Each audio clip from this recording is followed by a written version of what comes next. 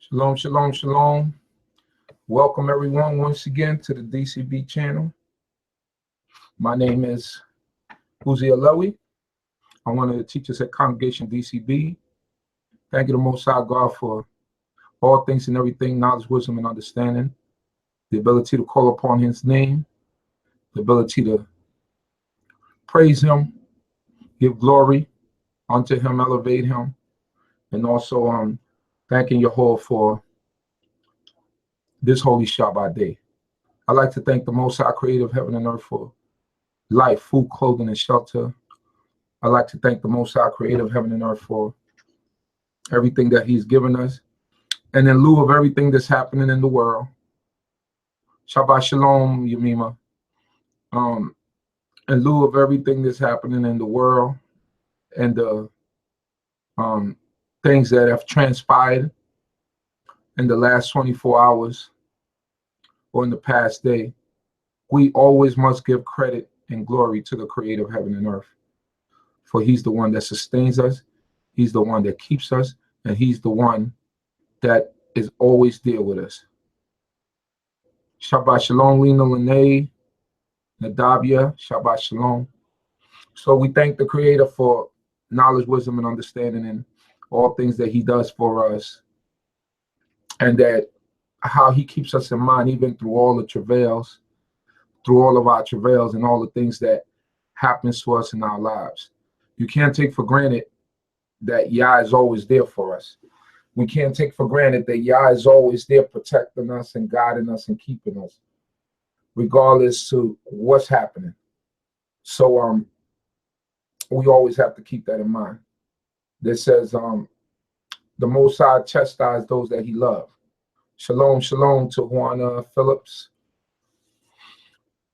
So the Most High chastise those that He loved, and just like when our parents used to chastise us as children, it's because they loved us and they didn't want to see us going astray. So we thank the Creator of heaven and earth for the little taps that He gives us here and there. We thank the Creator for the straightening out and all the things that that keep us in line or bring us back into line, because sometimes you need the tap to get you back in line. So we thank the Creator for that. Sometimes when you stumble and fall, that's just the Most High giving you the He's just giving you the warning so that you don't go way off. So during this time of Pesach and this season of Passover, when we say Pesach, we mean Passover. That's what Pesach means in Hebrew. We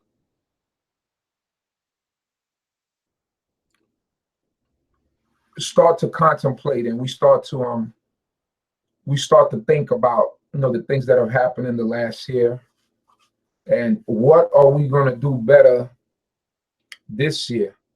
Because remember, our year does not begin in the month of Tishri, the 7th month, but it begins in the month of Abib.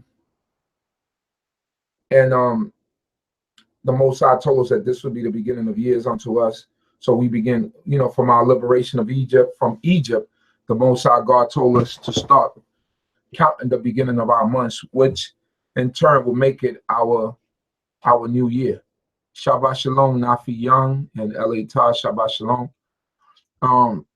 So keeping that in mind and knowing that the Shabbat day begins, not the Shabbat day, that the new year begins during the month of Abib, then, it makes sense to us that in the month of Abib is when spring comes forth. And if you look outside, you see the cherry blossoms, they're blooming.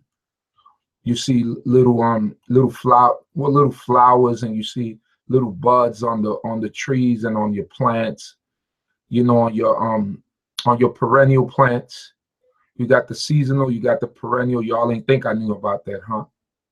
But yes, you have that going on. Shabbat Shalom, Shema Masha, Yasharala. So when we keep those things in mind, it makes sense that the beginning of the year will be during this time. So we thank God for this new year. We thank God for the season that's coming up. I used to have my little garden. I used to grow my little garden in the backyard, but as the boys got older, they started destroying my tomatoes and my cucumbers and my peppers because they were playing basketball and the cages just wasn't holding that basketball. So I just gave up on doing that because they was destroying my crop. They didn't have no appreciation for it. So thanking the Creator for life, food, clothing, and shelter, and knowledge, wisdom, and understanding. I like to say that during this Passover period, we need to acknowledge the power of the Creator, of God. Remember, if we go into the book, in the book of Exodus chapter 1. Let us go there real quick. Shalom to everyone in the room. Share the link and whatever social media you have. Let's get it out there. If you're new, if you're watching me on Facebook, you could go to our YouTube channel, which is on YouTube we're just called D.C.B. If you type in D.C.B, then our picture will come up. The color picture, that's where we're at right now. That's what we're streaming live. Because there is another, I created another bait D.C.B channel, but if you just type in D.C.B, our YouTube channel should come up, and the picture on it is a color picture. On the bait D.C.B channel, it's a black and white picture. That's how you know the distinction. And I'm on the channel that has the color picture. All right, so that's for everyone out there. Let me open up the Tanakh real quick. Thanks to everyone that's tuning in today with us.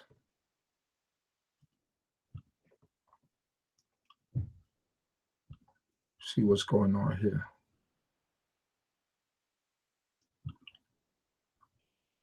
Let me see who's in the YouTube room. I know y'all thought I wasn't coming on tonight, right? I just got a late start tonight, that's all. I'm gonna come on as far as the sun lets me. I ain't no sun worshiper, but you know, once it starts getting closer to 9 o'clock, it's probably going to be almost, it's not impossible, but it's going to be difficult, very difficult to try to do that. So Shabbat Shalom to Yair Emet, Marsha Yisrael, Monica Sasay, Shem Yisrael, Tavel Young, Deborah Matt, Malachiah Ben Yisrael, Dina Yisrael,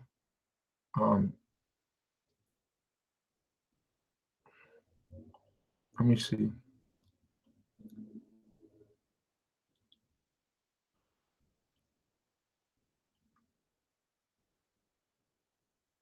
And I want to give a big toe memorial to one of my favorite people.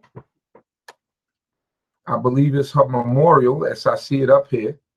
Ima Sarah. May the Most High bless you with many, many, many more, my dear. One of my favorite people right there. She always gives me good advice, reprimands me when she has to reprimand me, put me in my place. And you need people like that around you, especially elders that keep you in line. So, Ima Sarah, may the Most High God bless you with many more cycles around the sun. May the Most High God bless you with health and wealth and all the things that are desirable in your mind and righteousness. May the Most High God continue to bless your family, your household, your children, your grandchildren. Let me see, you got children, grandchildren, you got great-grands, got great-great-grands yet, but that's a blessing in itself. So, told memorial to you, Ima Sarah. And I can't say too much more. I gotta have some spaghetti with some meat and lime for you after Pesach, after the Feast of Unleavened Bread. I gotta make you that for your birthday. Make you your own bash and bring it over there, and you do what you do with that. Hallelujah. So it's a blessing when our elders could live and have life and move on and move and do all the things that's a blessing. We got blessings right in the midst of us and we don't even see it. So I thank the Most High God for you, Ima, and may the Most High God continue to strengthen you and be with you. Hallelujah. Now I said I was going to Shabbat Shalom, Yosef Simeon, John Caldwell, Shabbat Shalom, Sam Castenbaum, Shabbat Shalom.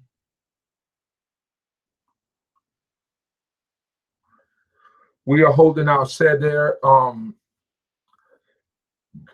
Monday night. So April 10th, someone asked online what night we're holding our seder, which is our service. We're having our Erev Pesach will be on April 10th, Monday, April 10th. I want to make sure I get it right. Yeah, Monday, April 10th, 382 Hamilton Avenue, Brooklyn, New York. Right underneath the what do you call that? The Gowanus Expressway, BQE.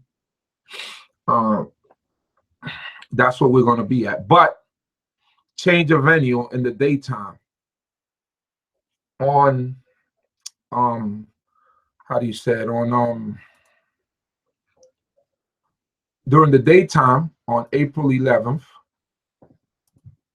The venue will be, and let me give you the information. Got so many things open over here.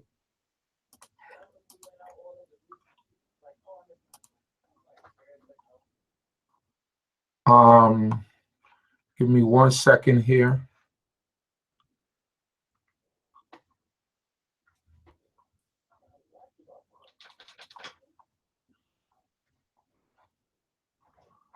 Trying to find that flyer.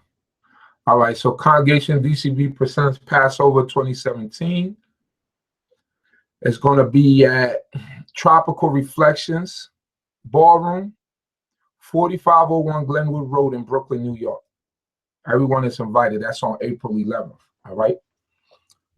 At Tropical Reflections Ballroom, 4501 Glenwood Road. That's where we're holding it at the daytime, from 12 p.m. to 8 p.m. That's for everyone out there that's invited to come out and join us. All right. So that's the information for that.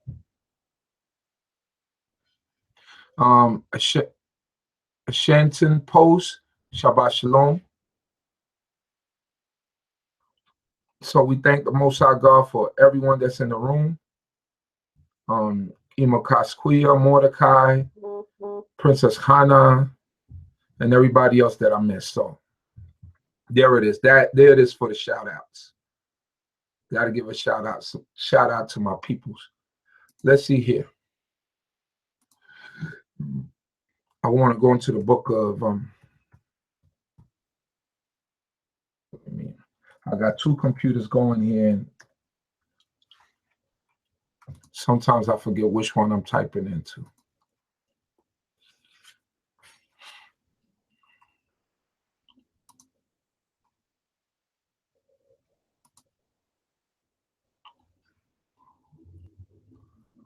So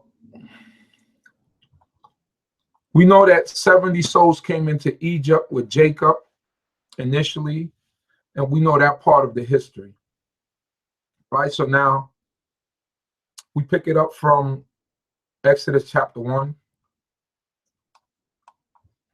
verse 1. Now these are the names of the sons of Israel who came into Egypt with Jacob. Every man came with his household: Reuben, Simeon, Levi, and Judah, Yissaschar, Zebulun, Benjamin, Dan, Naphtali, Gad, and Asher.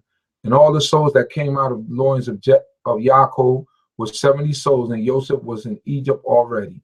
All right. So it's counting his sons, and saying Joseph was in Egypt, him and his two sons.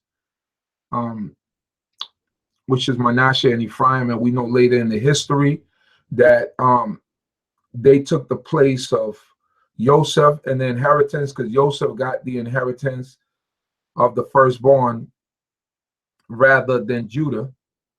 No, rather than Reuben, rather than Reuben, because of obviously the indiscretions and the sin that Reuben committed by going up on his father's couch and laying with one of his wives. So he got bypassed for the title of firstborn. Joseph was the firstborn of Raquel, but he was not the firstborn of Jacob. But because of what he did, it was bypassed. So therefore, Joseph ended up having a double portion within the nation, meaning that both of his sons, Manasseh and Ephraim, were counted in the count of the 12 tribes of Israel. And then remember, Levi was taken to God, to the Creator, for himself to do service before him. They had no inheritance, right? And from Levi came the line of the priests, and Levi would depend on the nation in order to survive, because they had no land inheritance. They would dwell in cities with all other Israelites, and Levi would be those people that would join, as the name say, Levi, to join, right? So Levi joins the people to God. So what the job of the Levite was, so when they were living in all these towns, is to interpret laws. Levi had to be very adept in laws and do certain things in order to keep people in line with the Torah. So they were almost like the Congress people living in going back to different states and be able to interpret the law, or be able to bring back things back and forth to the tabernacle or the temple, so forth and so on. So this was the job of the Levite. Let me see. It says, verse 16, Joseph died and all his brethren and all the generations. So some time had gone past. And the children of Israel were fruitful and increased abundantly and multiplied and waxed exceeding mighty, and the land was filled with them.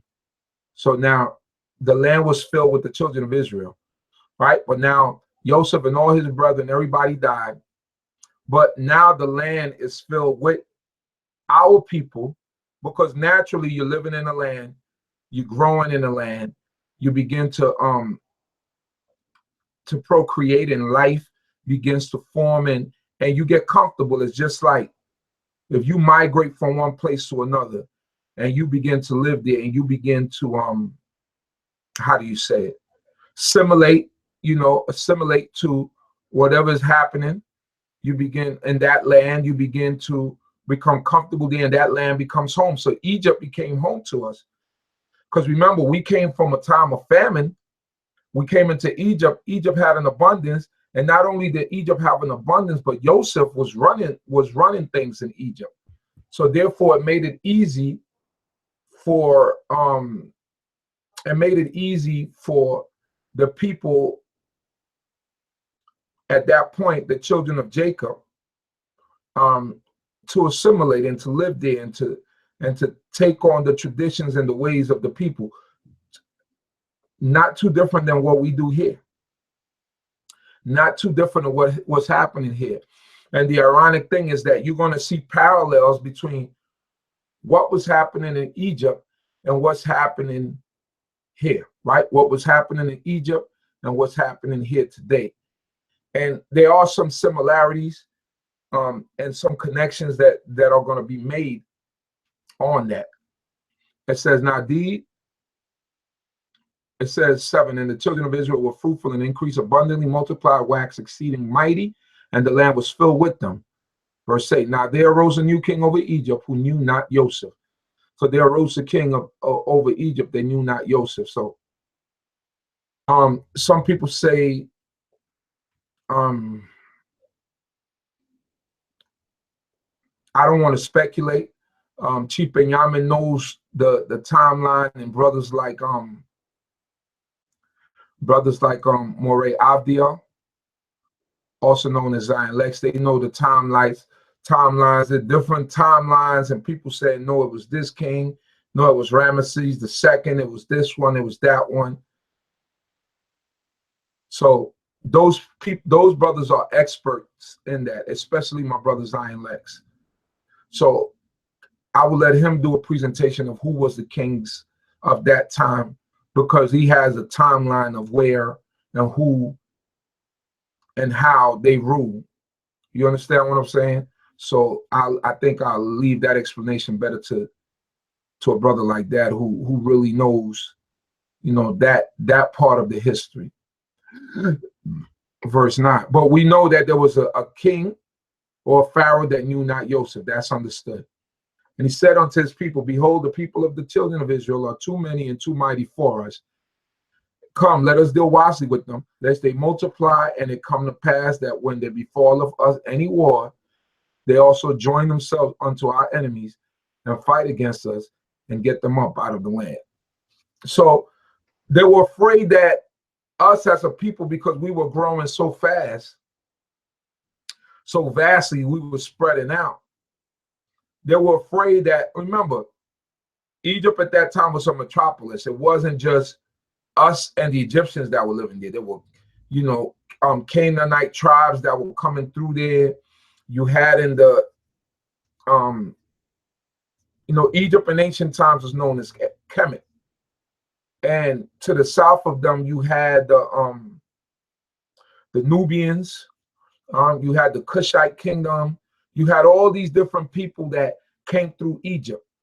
You know, you had the Moabites, you had all these different tribes that came in through there. There was a constant in and out, in and out. So Egypt was separated into two kingdoms. They had the lower kingdom and they had the upper kingdom. Now, what they called the lower kingdom was north, really, because why they called it the lower kingdom is because the Nile actually flows from south to north.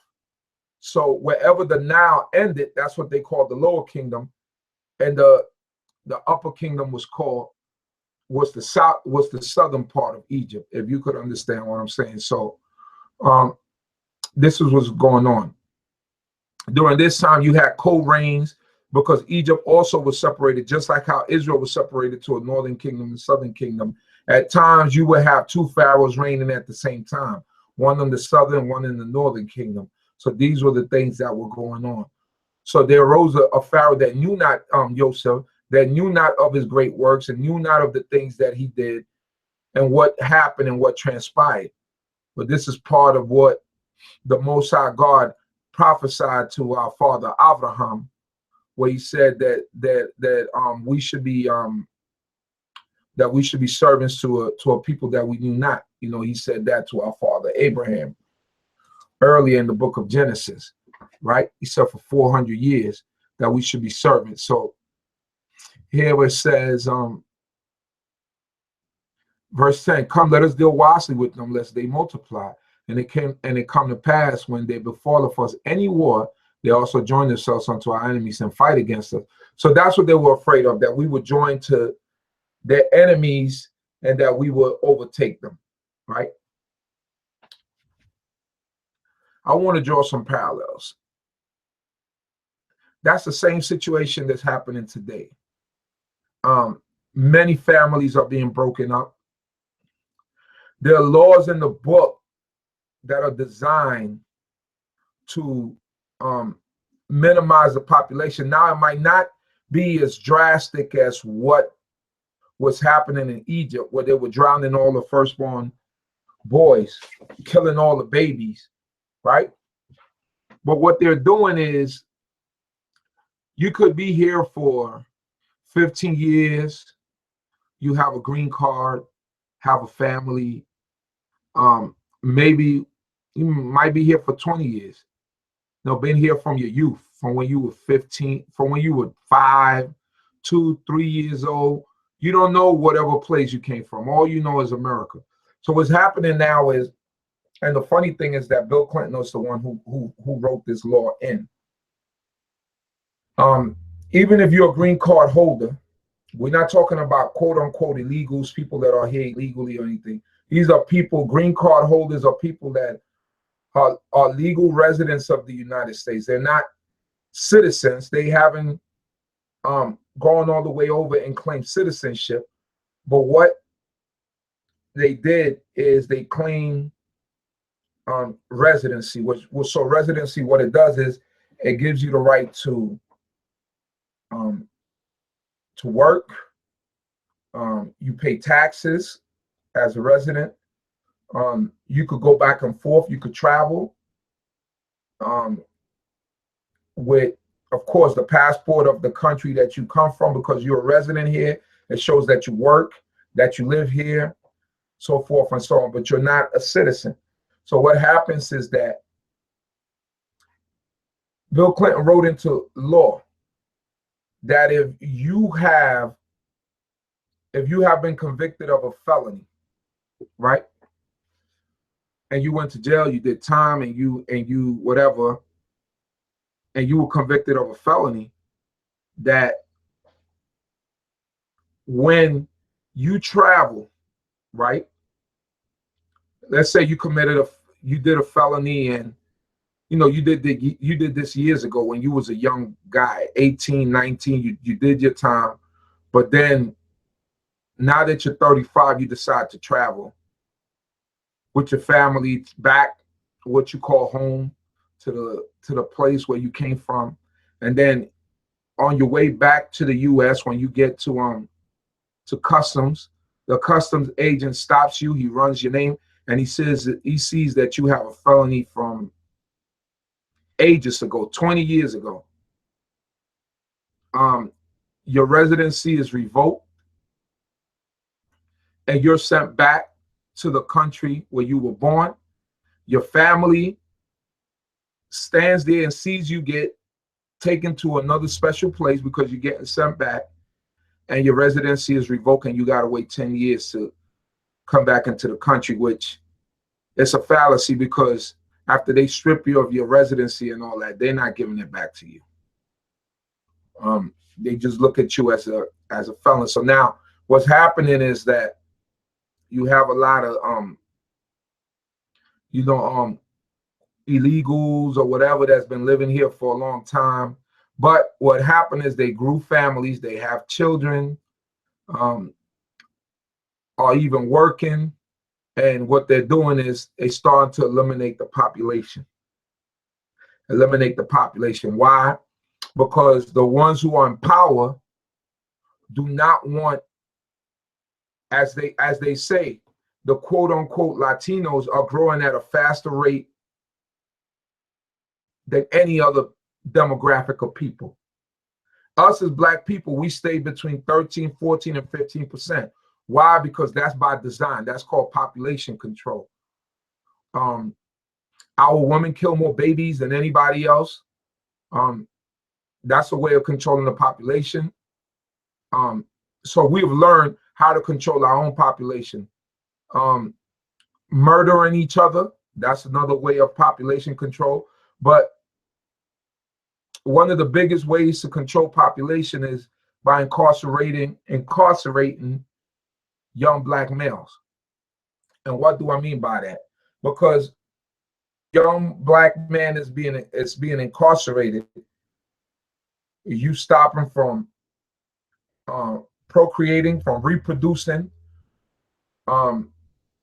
If he's in there for any extensive period of time, by that time he could have grew a family, had 3, 4 children. You're stopping all that. You're stopping the progress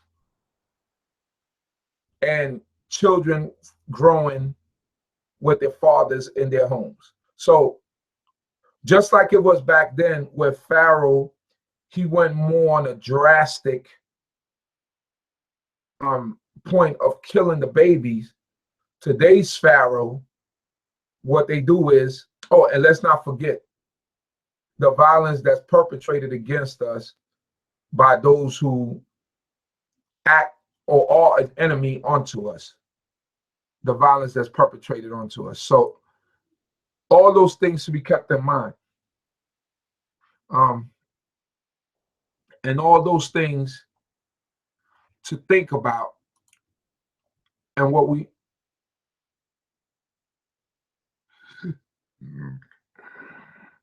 so now when we see that, you see that there was a population control then, and there's a population control today as we see it. And I mean, that's not anything new. That's something that we could see from day-to-day dealings, or how they deal with us and how they deal with.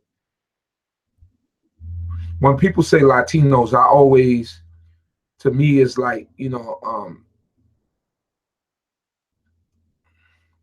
I believe that especially certain quote unquote Latinos, they our people. You know what I'm saying? So that's why I don't like using the word Latino, because it's, I feel like is to certain people it's offensive.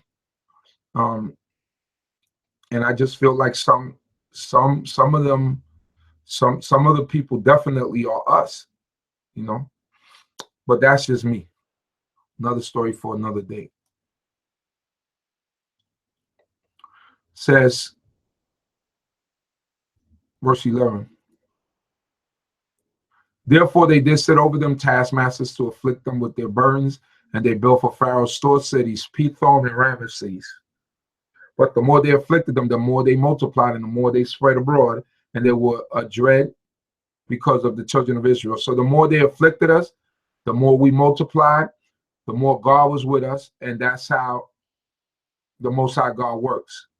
And the Egyptians made the children of Israel to serve with rigor, and they made their lives bitter with hard service and mortar and in brick and all manner of service in the field, and all their service wherein they made them serve with rigor. So they made us serve with rigor, meaning like it was a bondage. It was we were under servitude, and we had to do everything. Lay bricks. We had to be the farmers. We had to be the herdsmen. They made us their slaves. And this is what God prophesied to Abraham. Verse 15, and the king of Egypt spoke to the Hebrew midwives, of whom the name of the one was Shiphrah and the name of the other Puah. And he said, when you do the office of a midwife to the Hebrew woman, ye shall look upon the birth stool. If it be a son, then ye shall kill him. But if be a daughter, then she shall live. So this is the whole thing about population control, because in biblical times, we know that a generation or lineage is called through men. And in ancient times, that's how we understood it. So Pharaoh is telling the midwives, look, when you go to deliver these Hebrew babies, and if you look on the birth stool, because women gave birth on birth stools, right? They squatted and they gave birth on birth stools. They didn't lay in a bed and push. They was on a birth stools, they squatted, and it was much easier for the baby to come out that way. If you go online and you do a research on birth stools, you will see how the birth stool looked, right? And the midwife will catch the baby as he was coming out from the canal, right? So the Pharaoh is commanding these midwives to kill Israelite babies because he wants to control the population, and he knows that once you eliminate the men, right, the daughters become a possession. You know, for as much as we might want to look at it a different way, they become a possession of someone else, and whatever that daughter will have will become whatever that man from that nation was. So just like Pharaoh was doing population control then by killing the man child, the man children, the same thing that's happening today. We have population control by incarcerating our young men. We getting killed off. We kill off each other. That is also population control. So I just want you to see the parallels in it and how they compare. Verse 17, but the midwives feared God and did not as the king of Egypt commanded them, but saved the men children alive. So the midwives did not do the evil that Pharaoh commanded them, but they feared God, which is the most important thing. Because in fear of God, the fear of God will not allow you to do things that are contrary to God's law. So the midwives, although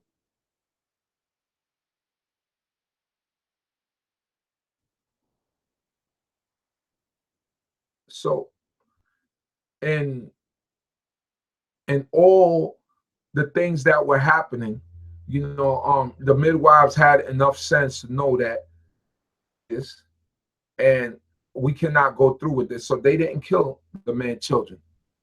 Verse 18. And the king of Egypt called for the midwives and said unto them, why have you done this thing and have saved the men children alive? And the midwives said unto Pharaoh, because the Hebrew women are not as the Egyptian women, for they are lively and are delivered ere the midwife come unto them. So they lied to Pharaoh, right? And some people, and I seen a question online one day: is there a right time ever to lie about anything? Well, this was the right time right here. If there's a right time to lie, because they did the right thing by not killing those men, baby, and they said, listen. He said that the Hebrew women are not like the Egyptian. Remember, the Hebrew women are out there working in the fields, 9 months pregnant, 8 months pregnant. So for they are lively, meaning that they're how do you call that period of time when a woman, the word is fleeing from me. Their labor time is not like the Egyptian woman sitting there for 24 hours, a day and a half. Those women, as soon as they start having that water breaks and they start having them contractions, that thing opened up to the amount of centimeters that it's supposed to be open to, and said, listen, them babies pop right out. So them women is having them babies before we get there. That's what they told Pharaoh. Verse 20, and God dealt well with the midwives, and the people multiplied and waxed very mighty. And it came to pass, because the midwives feared God, that he made them houses. So God made the midwives houses in Egypt, all right, at that time. So can we own property in the land of our captivity? Absolutely we can. And Pharaoh charged all his people, saying, every son that is born ye shall cast into the river, and every daughter ye shall save alive. So just giving you an outline of what was happening and how it led up to, this season that we're in now. So now chapter 2 is about the birth of Moses. We all know Moses, he was born. His mother stashed him for about 3 months. Then she sent him down the banks of the river. Pharaoh's daughter saw the little basket that Moses' mother made. She told her servants to go draw it from the Nile. She saw it, she opened it, she noticed that it was a Hebrew baby, and she called him Moshe, which means to be drawn, right? He was drawn out of water, right? So called him Moshe. Then later in the chapter, Moses, he sees an Egyptian smiting a Hebrew. Moses kills the Egyptian, stashes him in the sand out there somewhere in the desert, buries him. So the next day he comes out, you see 2 Israelites fighting. He stops them, he says, stop, brothers, y'all brothers, don't do that. You know how Israel do. Who made you a master over us? Who made you a priest? Who made you a king over us? I mean, are you going to slay us like you slayed that Egyptian? So Moses knew the stuff was known, and he flew to the priest of Midian, to the land of Midian. There he met his wife. There he had his children, so forth and so on. Right? Just giving you a synopsis of what happened.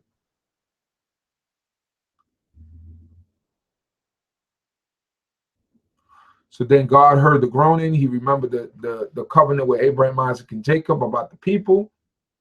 Chapter 3. Moses talks to the Creator. God tells him to go back into Egypt to lead his people out.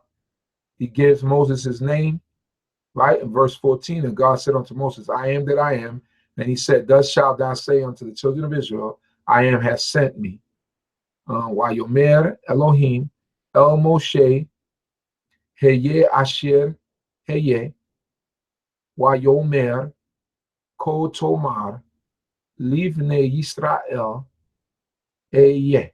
Right? So Eye Asher Eye, I will be that which I will be. Right? That's what his name is. I am that I am. So he gives his name to him to bring to the people.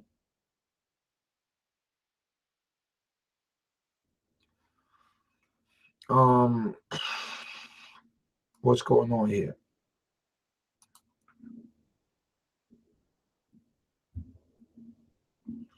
So God gives Moses a series of tests and quote unquote things that would look miraculously in the sight of the people, so that the people will believe him, and blah, blah, blah, blah. So we know what's going on with that, what's happening with that, what's that all about. For those of you that don't know, tomorrow we will definitely be covering that from and who's going to be bringing that is Chief Benjamin. So now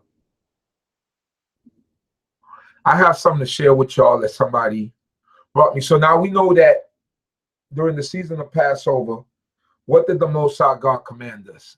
All right, let's go to the book of Leviticus. I want to go to the book of Leviticus chapter 23.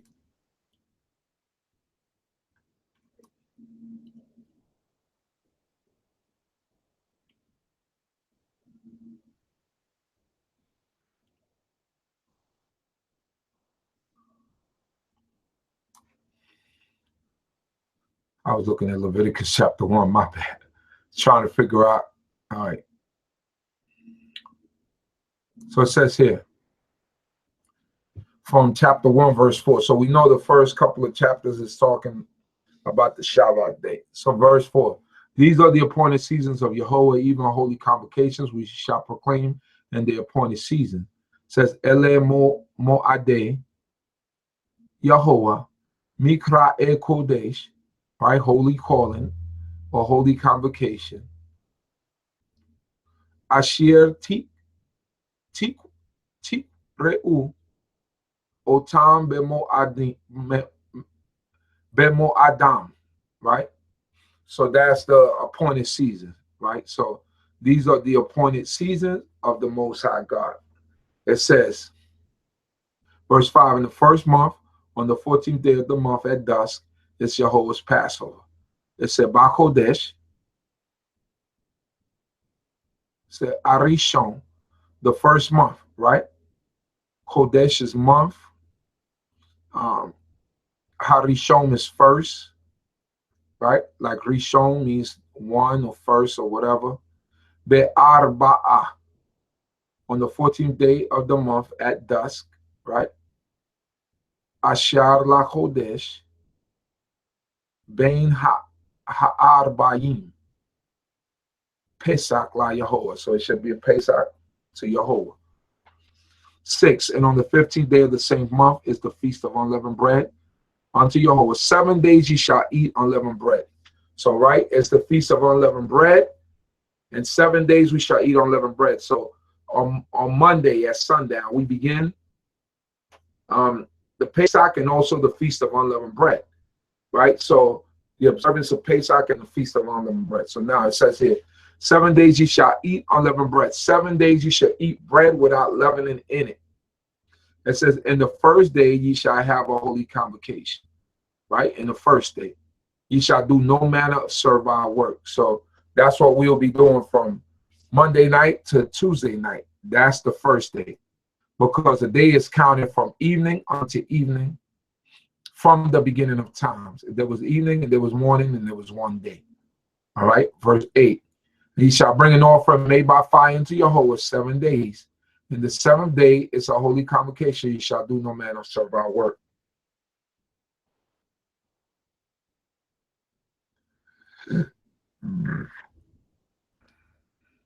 I just want to skip down.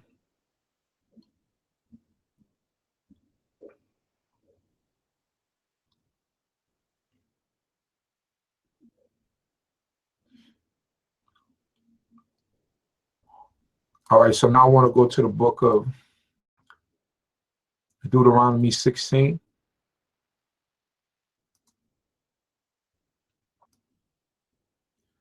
It says, Deuteronomy 16 verse 1 says, observe the month of Abib and keep the Passover unto Yehovah thy God.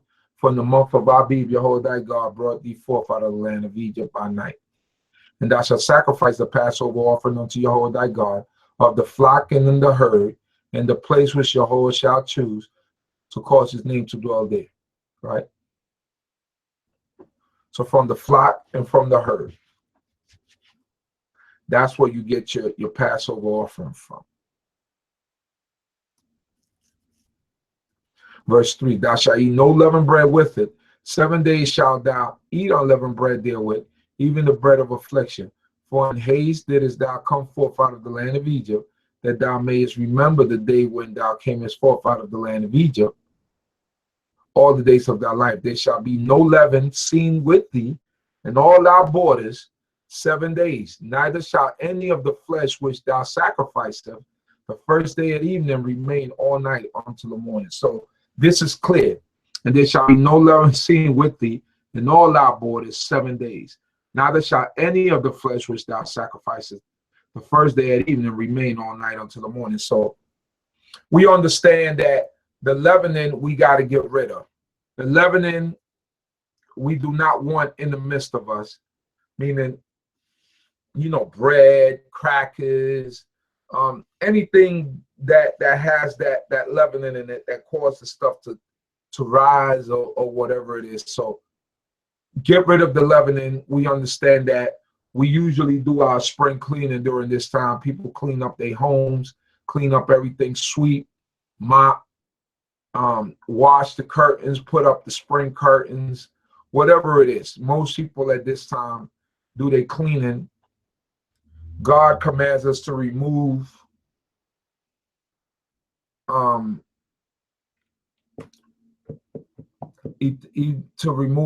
comets, right, from the midst of us. It says here,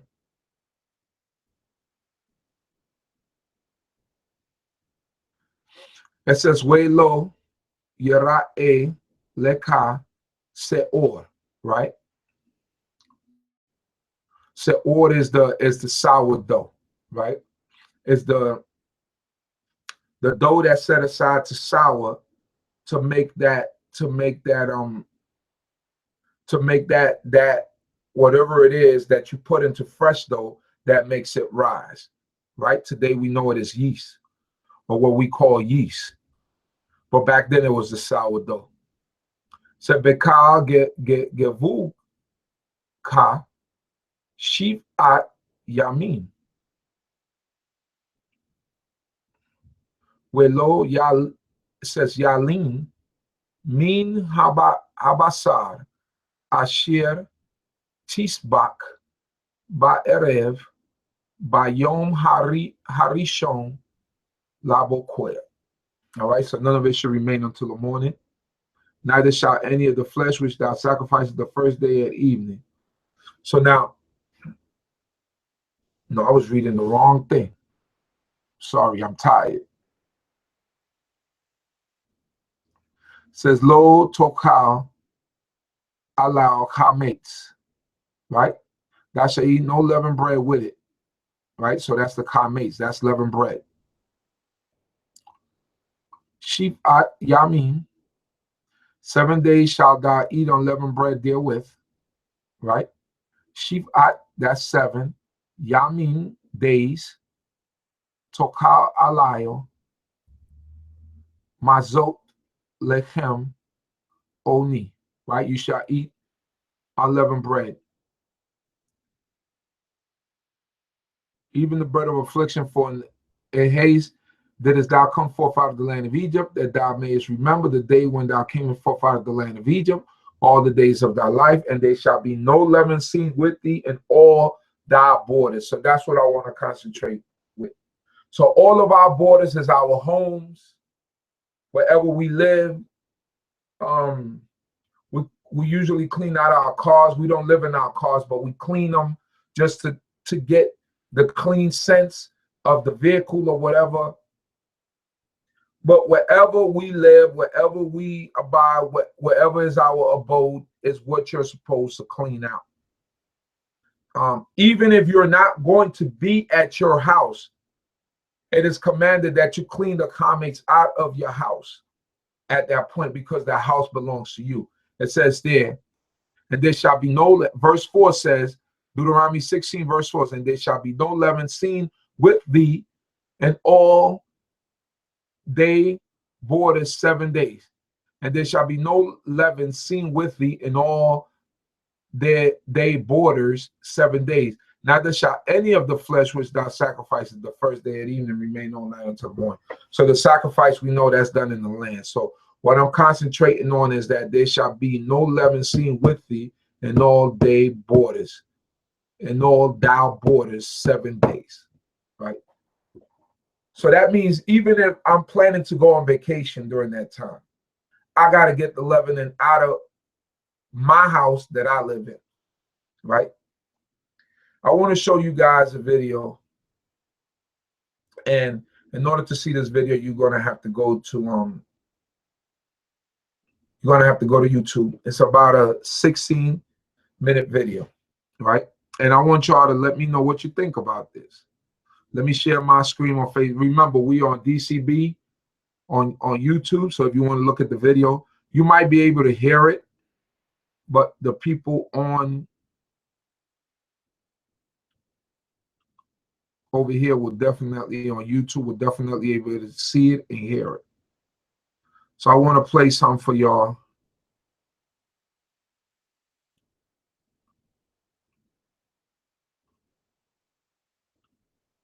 So that y'all can see.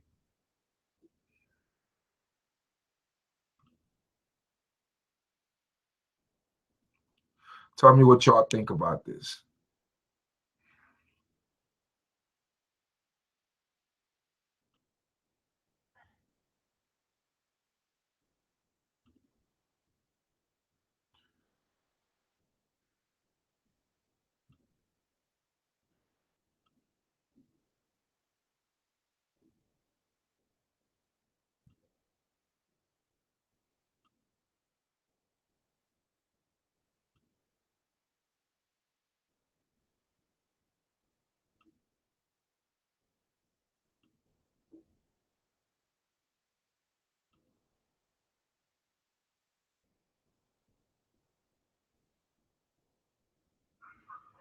Hello, welcome.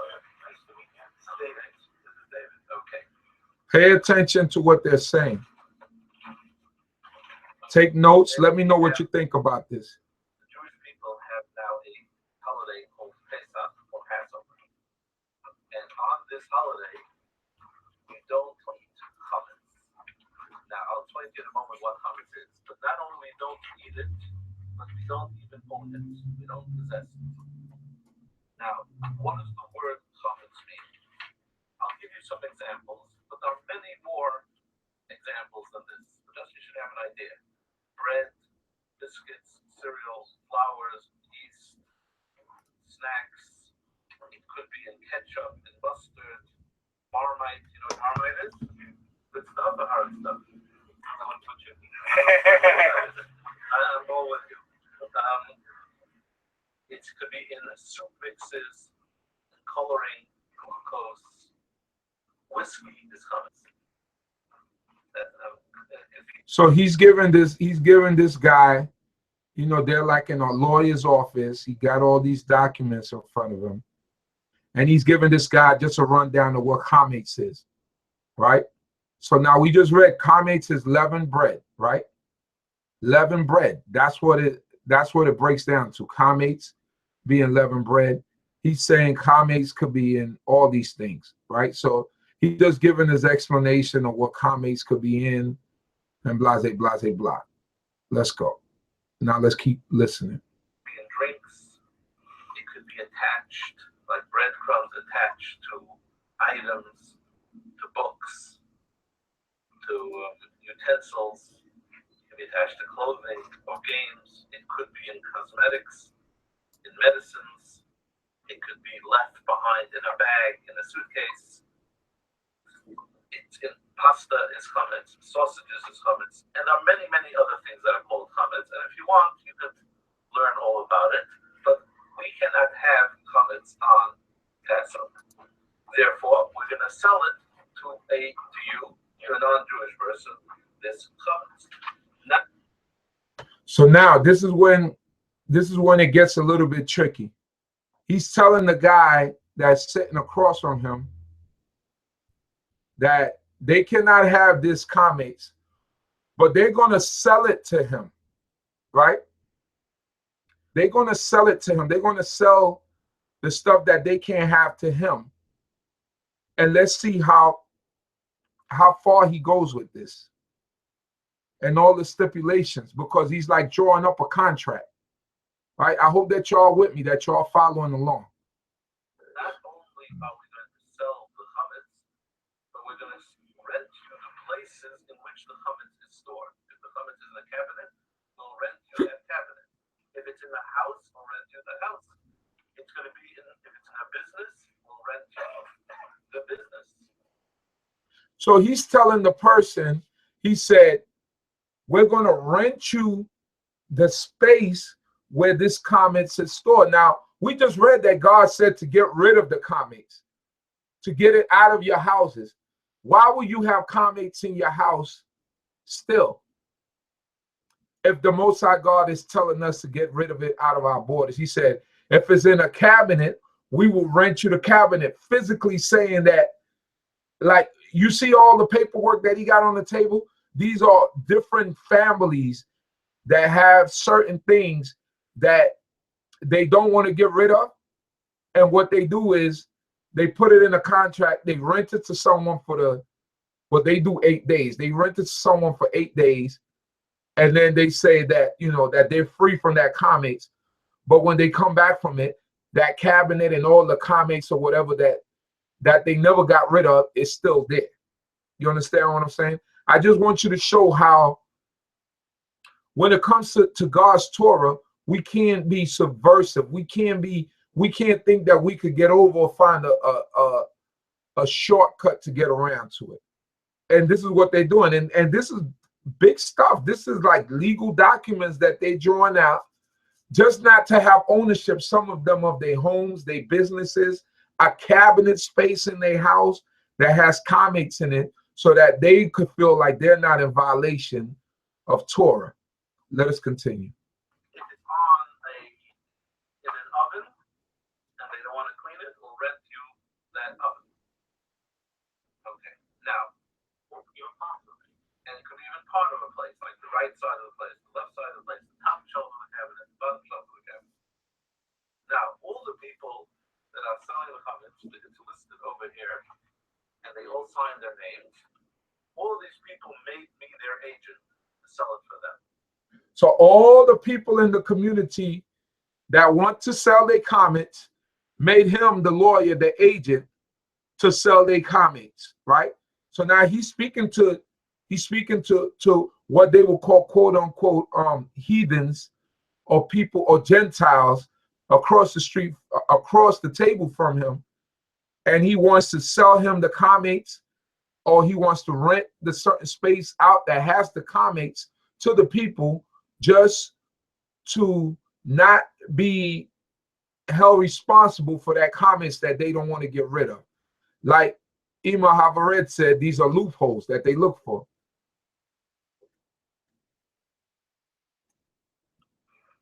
And they gave me power of attorney. And I'm also selling you my chametz. Now, after I sell it to you, it's all yours. It belongs to you. You can do whatever you want with this chametz. You can eat it. You can sell it. You can even burn it if you want to. So he's telling them, look, after we get rid of this chametz to you, say you can eat it, you could sell it, you could burn it, for all you want to do. You could do whatever you want to do with this chametz, because we've given it to you. We sold it to you. But let's listen to the stipulations. And since it's yours, you are totally take out insurance on it, you can take out insurance on it also. However, whatever you take, you got to pay for it. So that's the catch. We renting you this comics. We selling you this comics. But whatever you take, you have to pay for it. You see, they all started laughing. Now I want you to observe something, right? We look at it. I look at it. I found this amusing because I've heard of this before, but I never really seen it live. I'm looking at this live, and I can't believe that is really happening. But I want you to notice one thing: they have a child in the back, and that child, they gearing him up for when he gets older to learn how to negotiate this. Now, people have traditions, they have customs. I don't knock people traditions and customs, but this right here is really not what Torah is telling you to do. Torah is telling you to get rid of the comments. They're writing out contracts, and they have the power of attorney for that. You see the stack of papers that they got there. Those are contracts from all the families that are selling, imaginarily selling their comics in their house or renting their house out with the comics, right? And you could go into the house and eat the comics, burn it, sell it, whatever, but you're responsible for it. So if you do it if you do go ahead and use it, or you go ahead and sell it, or you go ahead and do anything with the comics, you're still on the hook for it. Although they sold it to you, although they gave you supposedly the deed to the house in order for you to go in there, or rented you the house in order for you to go in there and eat the comics, right? So it's a loophole to subvert the Torah of the Most High, which we cannot do.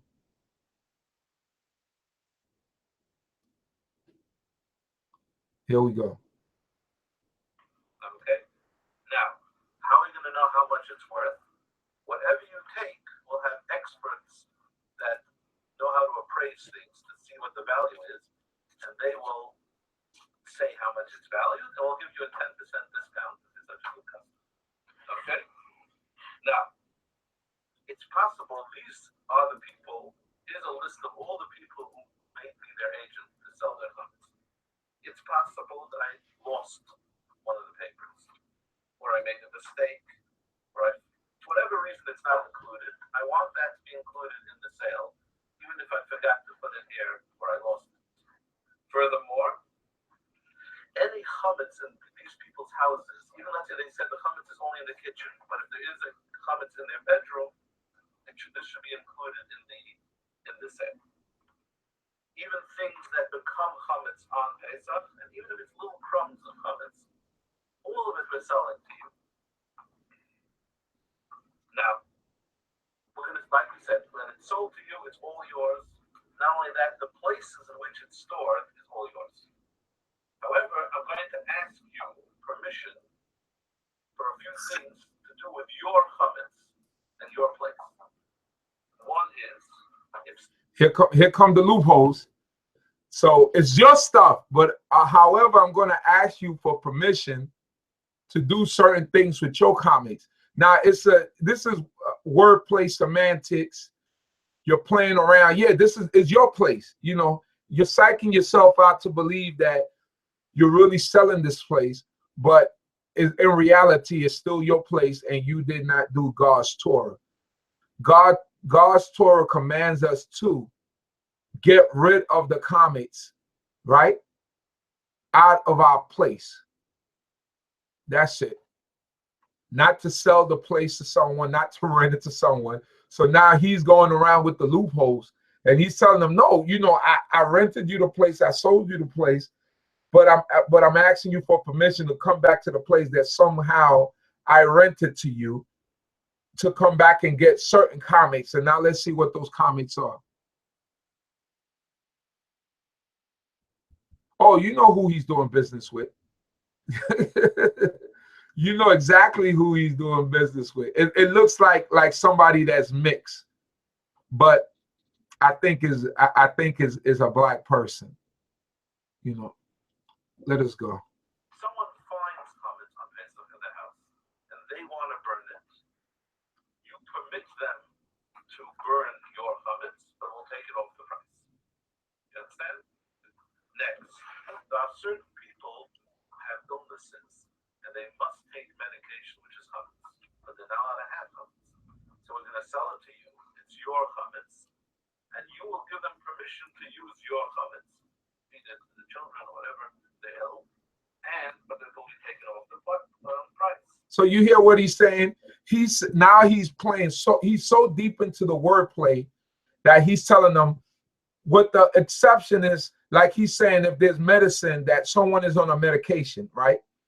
And the medication happens to have comments on it, or they say it has comments on it, but they have to take this medication. But let's say he sold me the house with the comments, or rented me the house. He's asking permission to come in the house, right? He's making a stipulation to be able to come into the house that he rented, that he quote unquote rented to me, so that his child or that the elderly that might have to take this medication could come and take this medication, take this comments, right? And of course, we're deducting that off the price because it's your comments, it's yours, when it's really theirs. You understand what I'm saying? So these are the little games and the little loopholes that they try to use to circumvent certain things in Torah, which ought not be done. The Most High just told us to get rid of the comments, right? But they going deep into it. Let's hear it. The third thing is that you will give permission to let people go in. Let's say you're renting the house, but people can walk in there to get something, to pick up the mail, to check the thermostat, rites of passageway. So again, it's totally yours. All the comments, all the places. You're just giving permission for people to burn it if they want to, feed it as medication for those who need the medication, and rites of passageway. Now, how are we going to make all this comments, which is all over Gates, and it's in other places also? People from America, from Canada, Russia, Germany, Israel, all kinds of Switzerland and Australia, in this file. So how are we going to transfer it? I can't give it all to you and you'll take it home because it's spread all over. So what we do is we make a transaction, which means that we do actions which transfer the ownership from me to you. I'm going to tell you which 7 we're going to make. We're not going to make them yet. Just tell you what they are, and then we're going to do it. So number 1 is, it's called agav. You're going to rent the places. And by virtue, when the places become yours, together with that, the chametz all over will become yours. The question that I have is, where do they find people to volunteer to do this? Now, the more critical thing is this. If you can't have the comments, right? Because in that time, it will be a sin for you to have the comments, because God commanded us to get rid of it for the 7-day feast of unleavened bread. Get it out of your homes. You can't have the comments, but you could sell it and rent it to someone else.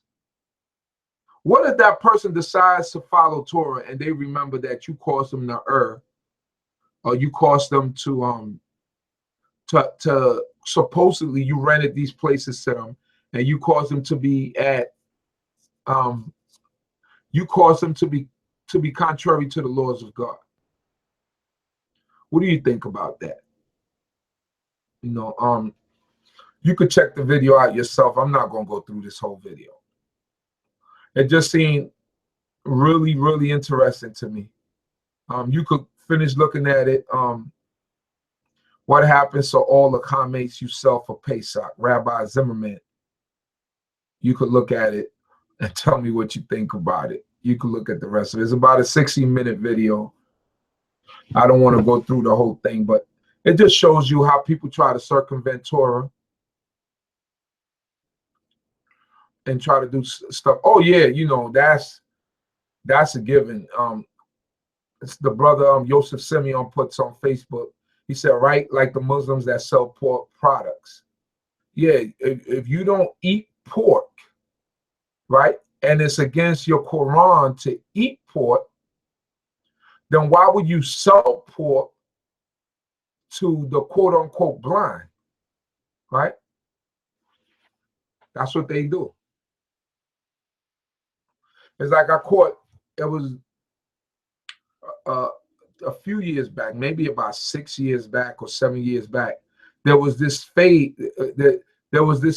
where the young kids were wearing rosary crosses, the bead crosses, and they had like, it's like the rosary, like the prayer beads that the Catholics use, right? It was like rosary beads. The young black kids was into this. This was the thing they were using. And I used to go to this Muslim brother that was, I used to get movies from him. And he was, so I stopped him. I said, Aki, I said, how is it possible that you're living in a black, you're in this neighborhood, you're working in this neighborhood. I said, Allah is your God, right?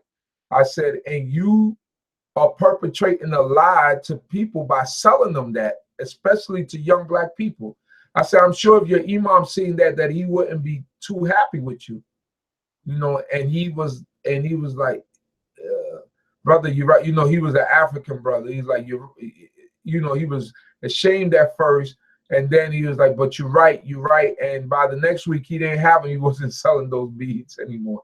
I don't know if he removed them when he see me walking in, but you can't sell someone something that you don't agree with, or you don't live by that. How do you sell someone the cross and you know that's wrong, so it's just food for thought, it's just certain things that hypocritical.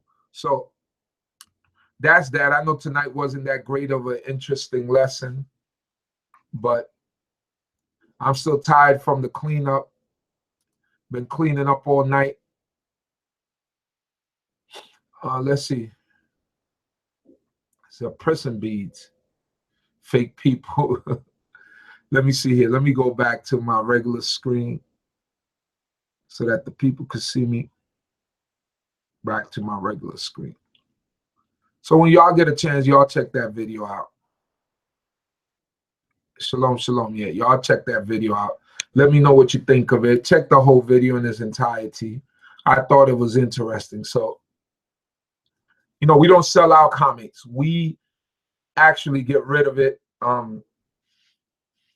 Do what we got to do. What's a good video to check out is Chief Benjamin right on this channel. The do's and don'ts of Passover. All right. Let me see. Someone wrote, if you're righteous, you should not cause anyone else to fall because they are blind. The Father said, do not cause the blind to stumble or put a stumbling block before the blind. With them, a lot of them said we only got to do the 7 laws of Noah, which is, that's not listen, the Most High God don't even say that about a stranger who dwells in the midst of you. The Most High said that you should treat him as a homeborn. And the stranger has to do everything that the homeborn does. The only thing that a stranger cannot be is a king over us. That's it.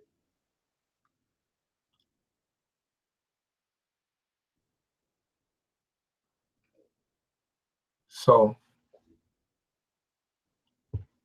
there it is. So if you don't have any questions, I think that get ready for the season to come.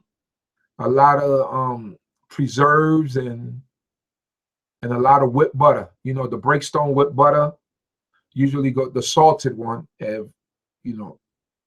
Usually that's really good for the children. They like it. Breakstone whipped butter. You got the You got the all fruit, the preserves. You got the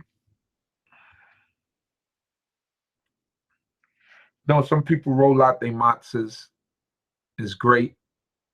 If you got time to do it, it's definitely a better taste. But I don't have a problem with the matzahs, with the crackers. I don't have a problem with that. What else? There's a lot of things, a lot of fruits and vegetables during this time, fresh juices. What makes a great juice also, because during this time we're eating a lot of fruits and stuff like that. I know a lot of people are, we're like into these fads now. Everybody's drinking infused water. Everybody got slices of cucumbers and lemons and all types of. Everybody is on the health kick, and I'm not mad at anybody. Everybody is alkaline in their bodies, as they say. So what I want to say about that is this. What makes a great juice, and listen, I learned this from when I was really young. I would see my grandmother, my aunts, my uncles, after they peel the pineapple, you peel the pineapple. So you see the back of the pineapple, especially when it's real sweet, it still has some remnants of the pineapple on the skin. So you wash it out. You wash it out good. The peel. You put it in a jar. You put some water in there. You can add some strawberries. You can add lemon. What I like doing is I add a tiny bit of what do you call that? I always forget names.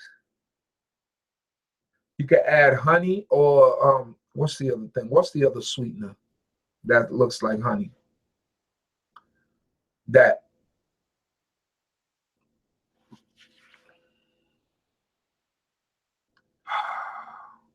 I can't believe I forgot it. Well, somebody's gonna remember.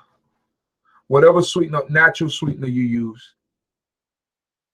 And then I put a dab of cayenne pepper on it. Agave. Yeah, but what's the other one? The syrupy one. You got agave and you got the other one too. That come from the tree bark. Forgot the name of it. Y'all are gonna be mad with me because it's this right at the tip of my tongue, but I can't remember it. But yeah, maple, right? Maple syrup. The maple, and you could you let that sit. You shake that up. Let that sit for a couple of hours. Shake that up. It makes a nice, refreshing drink. You put it in the refrigerator. The pineapple, or you could cut chunks of the pineapple, throw it in there. I realized that the more, I still drink like lemonade, like 100%. Well, you can't have 100% lemonade because your palate just can't take that. But lemonade is mostly water. And what I do is I cut it. I cut a lot of it. The stevia plant. Okay. So all these things we keep in mind, and all these things we could do. When Pesach comes, it's not a bore. It helps you to experiment in the things that you're doing. It makes you get more creative. You tend to do more natural things. One thing that matzah is going to do is going to cleanse you. If this is your first time, that matzah is going to cleanse you, because the blood is getting thinner. You're eating a lot of fruits and vegetables, a lot of peanuts and stuff like that we eat. So those are things that we at Congregation D.C.B. we eat eggs. Like I said, we eat beans, rice. We eat all of those things. We know we have brothers and sisters that don't. They grew up in that tradition, and I don't knock them. You know, it is what it is. But at our congregation, we always did eat rice and beans and stuff like that. So eggs, we ate that. So these are all the things that you could do. But I tell you, for the kids, especially here in New York City, next week the kids are gonna have off. You know, the all their vacations, most of their vacations coincide with the quote unquote what they call Jewish holidays in the system. But it's the holy days that the Most High God commanded for us to keep. So all of those things are definitely are lifesavers. Oh, molasses is good too. Molasses is good for blackstrap molasses. You put it in some warm water, and that's a great source of iron for everybody. And you see, I can't remember. Listen, I had some very good teachers when I was young, and I could remember everything that they taught. That's why I'm telling you about Dr. D.C.B and all of that. All the stuff that Dr. D.C.B was saying, I heard it already. It wasn't all the stuff about the putting the lemons in the water and alkaline in the water and the limes, and alkaline in the water. And I had a teacher that was saying all the same things about mucus. Mucus is the #1 killer. You got to get rid of mucus. Don't eat anything white because it builds up mucus. That's all the stuff Dr. D.C.B was saying. And this man is still alive. He was saying that stuff in 1991. He scared us straight into eating garbage and eating from certain places and certain restaurants. You know, people have gotten lax throughout the years, but some people have kept that strictness or some sort, you know, of the strictness. But yeah, Chief Elazar Ben Levy, he's the first person I heard all that stuff from. He was the one. He was an advocate telling us not to eat meat. You know, he was the one that was telling us to how to cleanse ourselves. Got a couple of testimonials from a couple of people that with his herbs, he's cured the cancer in them. Yeah. I've heard people testify and say it. So what people thought of Dr. D.C.B, and I'm not taking anything away from Dr. D.C.B. I'm just saying I heard these things, years ago. I heard about all these things, how to lose weight and stuff like that, and go on raw food diets for a month. All these things of this nature, these are just all the things that I learned as a young teenager. So yeah, we do all these things. We have a nice time during the Passover season. Enjoy it. Don't forget, we will be at April 10th. We will be at 382 Hamilton Avenue. That's the nighttime. The service will begin. We will be there from 6 p.m. to 11:30 night. So we will be in the building from that time to that time. The next morning will be at Tropical Reflections Ballroom. Tropical Reflections Ballroom, which is located at 4501 Glenwood Road in Brooklyn, New York. That's interested in coming out and being with us. All right. Glenwood Road. So with that, I'd like to say shalom, shalom. May the Most High God bless each and every one of you tonight. May you have a blessed night of sleep. Don't forget to join us once again in the AM, 11 a.m. The same bat time, same bat channel. We will be bringing you the lessons of the day. Tomorrow we'll be hearing from our brother Samal Zakar. He'll be the teacher, and his daughter Tasania will be the Maftira. So that's for everyone out there that wants to come out and join us tomorrow. If you're new to the channel, subscribe to the channel, recommend a friend to the channel, get it out there, let people know that we out here. And blessings be to the Most High God, Supreme Intelligence of the universe, Jehovah Sabaoth, and unto him and him alone do we give honor and praise. Hallelujah. Oh, don't forget our Unity Weekend, which will be coming on Memorial Day weekend. Call out to me if you're interested in that. The number is 347-622-9090. Don't call me tonight because I'm tired. Call me tomorrow night. Young Rishon, but 347-622-9090. That's for everyone that would like to contact us about that Unity Weekend. It's getting a lot of buzz. A lot of people are telling me that they're coming. People are reserving their spots. They're doing certain things. So don't wait too late. Don't wait too late. Don't wait till the train start pulling out of the station. Jump on the train before it pulls out of the station, because once it pulls out of the station, you might not be fast enough to catch up to it.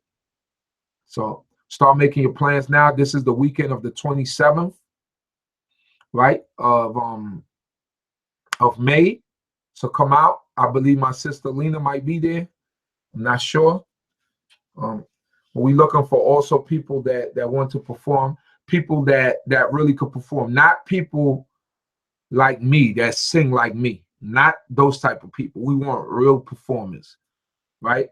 Not your little cousin that you think can sing, but you know really can't sing. Not that person. We need the performance so that we could skillfully praise the Most High. All right. So we hope to see you all there to come out and support. It's going to be a weekend of unity, love, and that, that's going to be at the Restoration Plaza, that Shabbat. So we hope to see everybody come out and represent. You see, my sister Lena said, of course, can't wait. We got to put a nice little list together for her. The last Unity Shabbat that we did, she rocked the house. She tore the house down. She kicked her shoes off and it was on. So everyone, Shalom. May the Most High God of Yisrael bless each and every one of you. And may Yehovah bless us all. Shalom, shalom. Hallelujah.